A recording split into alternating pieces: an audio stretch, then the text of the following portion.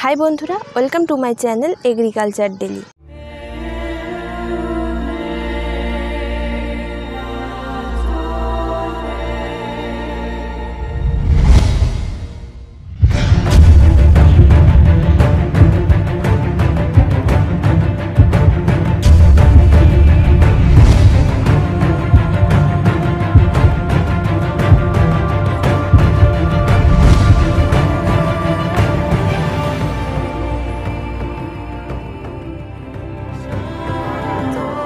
आज এই স্ট্রবেরি গাছ নিয়ে কিছু ইনফরমেশন তোমাদেরকে দেব যেটা তোমাদের খুব উপকারে লাগবে।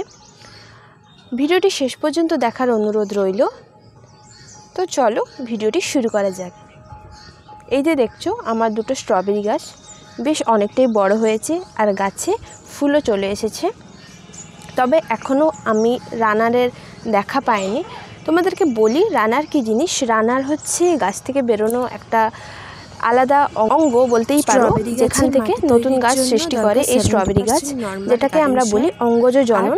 মানে এর শরীর থেকে নতুন গাছ তৈরি হয়। আর সামান্য বালি যদি তোমরা গাছে ফল নিতে চাও তাহলে কিন্তু রানার রাখা যাবে না। যদি চাও নতুন গাছ করার তাহলে যদি ফল নেওয়ার চেষ্টা করো সেটা অনেক দেরি হবে। তো এই গাছ লাগানোর সঠিক সময় কিন্তু সেপ্টেম্বর বা অক্টোবর। যত দেরি করে গাছ লাগাবে গাছে তত দেরি করে ফুল আর ফল আসবে।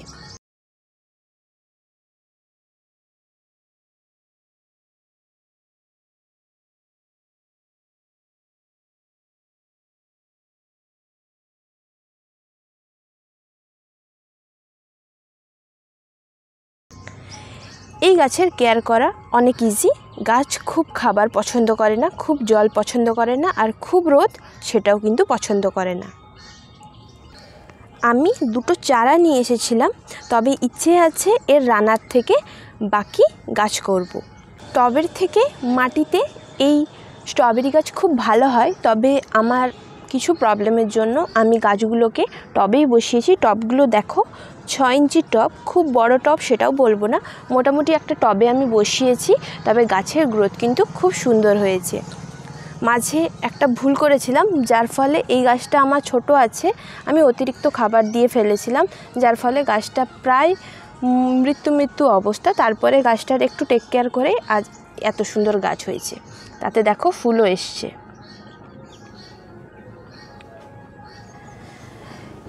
গাছগুলোকে লাগানোর 2 মাসের মাথায় গাছে কিন্তু ফুল আসে আর ফল হয়। ফেব্রুয়ারি মার্চের দিকে ঠিকঠাক কেয়ার করলে এর ফল পেয়ে যাবেন। গাছ বাড়ার সময় গাছে এনপিকে বা নাইট্রোজেন জাতীয় খাবার দিতে পারো। যেহেতু গাছের ফল আমরা খাবো, তাই টোটালি কেয়ার হবে এর অর্গানিকভাবে। যতটা পারবো অর্গানিকভাবে এর কেয়ার করা আমরা চেষ্টা করব।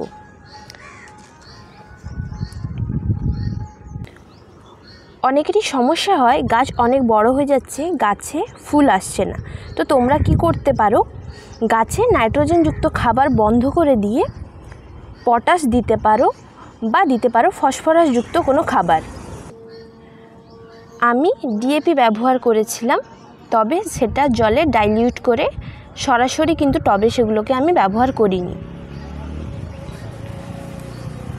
শীতকালে এর সম্পূর্ণ রোদে রাখা এর প্রয়োজন। গাছে ঠিকঠাক আলো না পেলেও কিন্তু গাছে ফুল আসতে অনেক দেরি করে। মানে এই স্ট্রবেরি গাছে প্রচুর ছত্রাকের আক্রমণ ঘটে, তো সেই জন্য গাছে সঠিক পরিমাণে জল দেবে। খুব বেশি জল দিলে গাছ পচে যাওয়ার সম্ভাবনা খুব বেশি থাকে। সবসময় চেষ্টা করবে দেখো গাছের গোড়া সুন্দরভাবে পরিষ্কার রাখার। কোনো শুকনো পাতা থাকলে সেগুলোকে বের করে দেবে। আর যে কোনো ফাঙ্গিসাইড, পেস্টিসাইড ইউজ করতে পারো। আমি যেগুলো ইউজ করি সেগুলো তোমাদেরকে দেখাচ্ছি। পেস্টিসাইড হিসেবে আমি একতারাটা ইউজ করি আর কাকা ইউজ করি। আর ফাঙ্গিসাইড হিসেবে ইউজ করি এই সাপ পাউডার।